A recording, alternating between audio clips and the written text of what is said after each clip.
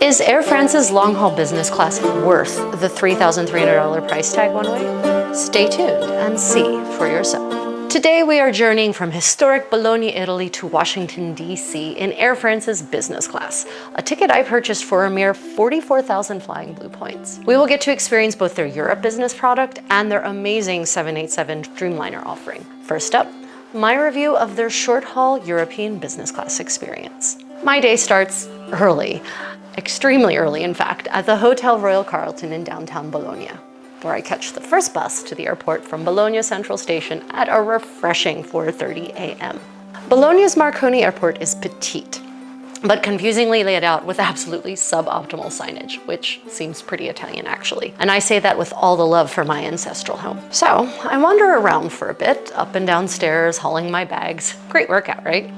Until I finally find the right check-in counter. Friendly service there, so excellent, and the agent informs me that I have access to the one VIP lounge that this small airport thankfully has. Most petite airports in the US have no lounge at all. This lounge also serves as the Bologna Priority Pass Lounge, FYI. Located landside, the MLB lounge is modest with no tea offerings, but for that, a full-service coffee bar, of course. I mean, Viva Italia after all. The breakfast offerings are fairly uninspiring, but it's pleasant enough in terms of design. And goodness knows it beats waiting for my flight in the shockingly overcrowded terminal with Gen Pop.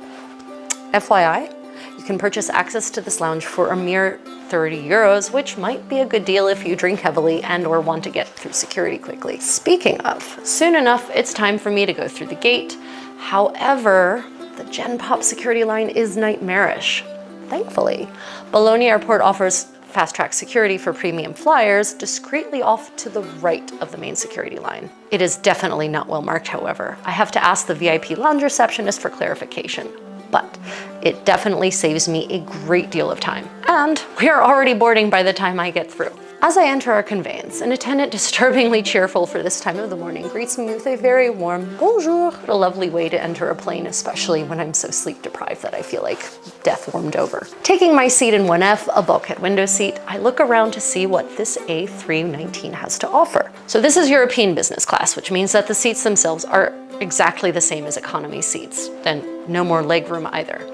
Instead of more legroom or more comfortable chairs, business class rows block off the middle seat, thus giving one more elbow room instead. Hence why, when one books such flights, it will be labeled as European business class. I suppose a sufficient number of people complained about this step down in hard product that the industry decided to circumvent the whole drama by classifying it as a special species of business class. Anywho. Decked out in Air France livery, these seats are extremely basic to the point of not having a discernible way to actually recline them. Being in the bulkhead though, I have plenty of leg room. With no seat back before me, my tray is located in the armrest, as is traditional in such arrangements. It folds in half to serve as a drink tray or out entirely for work or for dining. There is no in-flight entertainment system of any kind at all, not even the type that one can access via Wi-Fi and one's device. But for such a short, early morning flight, this doesn't even register as a first world problem to me. Although, I suppose some attention-depleted, overstimulated passengers might bristle at the dearth of entertainment options. Anyway, while we await takeoff, no welcome beverages are offered, and I know my privilege is showing. However, when one pays top dollar or top euro, one expects such little attentions. Due to several passengers arriving late, the flight actually takes off tardy, just as dawn is starting to crack over the horizon. Having myself achieved a whopping 4.5 hours of sleep due to FOMP, fear of missing my flight, I pass out for a quick power nap and awaken as our fine attendant is starting to serve breakfast. On a 1.5-hour flight in the USA, airlines might not even serve drinks to premium passengers, let alone a snack, and perish the thought of a properly plated meal. My amiable steward brings me a gorgeously arrayed tray of breakfast, takes my drink order, green tea, and then pulls out the center seats tray to serve as my own personal drink table. He lays out napkins neatly to catch any liquid that may fall. It's a plane, liquid will fall. Air France does a lovely job of presentation, even on this short flight. Look at the details, carefully wrapped in bow-tied cloth napkin with metal cutlery, porcelain plates for all the dishes, cultured Iceni butter from pasture-raised cows, a beautiful little jar of apricot jam, 70% fruit. I might actually still have that little jar with me still months later. Fun. 3 little tea sandwiches, 2 cheese, and 1, I'm really not quite certain what this is, actually. A little American-style pancake served with caramelized pineapple, interesting choice, and fresh fruit. In the interest of a thorough review, and I am really hungry at this point, my last meal having been some, 16 hours before this, I taste a bit of everything and find it all to be, well, acceptable. Nothing exciting, but decent, aside from the wonderful butter, which I eat all on its own. Butter is a food group, at least quality butter is. However, I find Air France is offering perfectly fine for an extremely short flight at such an ungodly hour of the day. When it comes to beverages, Air France always has top quality, organic coffee, and a fantastic selection of Palais d'été teas, which are whole leaf and packaged in very sustainable fabric sachets rather than microplastics or paper. My green tea turns out to be green tea with mint, which proves a delightful accent to an otherwise stressful morning. Despite the brevity of my flight, my attendant goes out of his way to provide excellent service refreshing my beverages without me ever needing to indicate the need for more. And most importantly, he makes me feel welcome and treasured as a guest. Well done on the personnel front, Air France. In fact, every Air France employee that I encounter along this odyssey is engaging, warm, and amiable. So much for the stereotype of French snobbery, eh?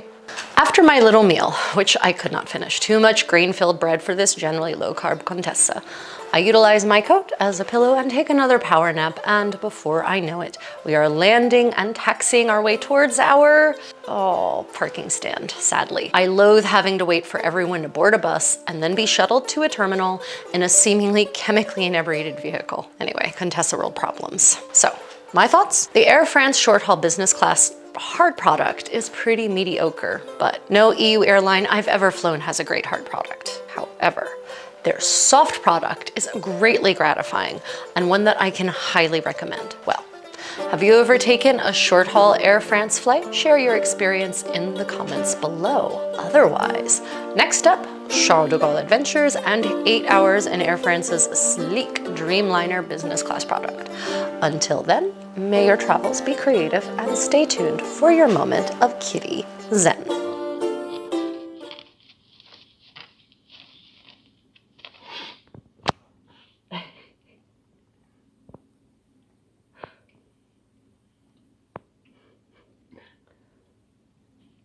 I'll just go back to sleep.